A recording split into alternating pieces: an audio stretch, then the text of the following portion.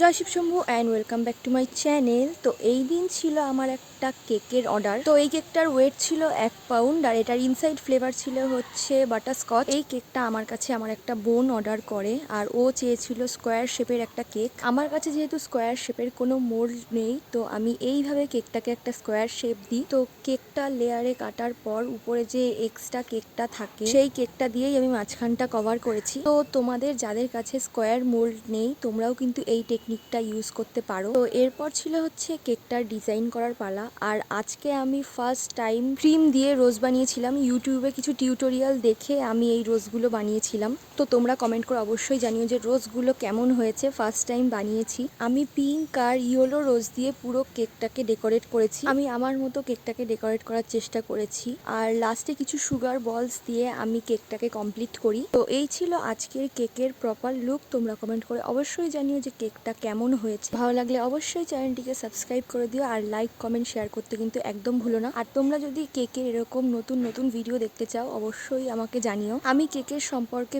Professional ভাবে কিছুই জানি না, কিন্তু আমি যতটুকু জানি আমি ততটুকুই চেষ্টা করি তোমাদের সাথে শেয়ার করার। তাহলে চলো দেখা হচ্ছে নেক্সট ব্লগে। ততক্ষণের জন্য সবাইকে টাটা অ্যান্ড বাই বাই।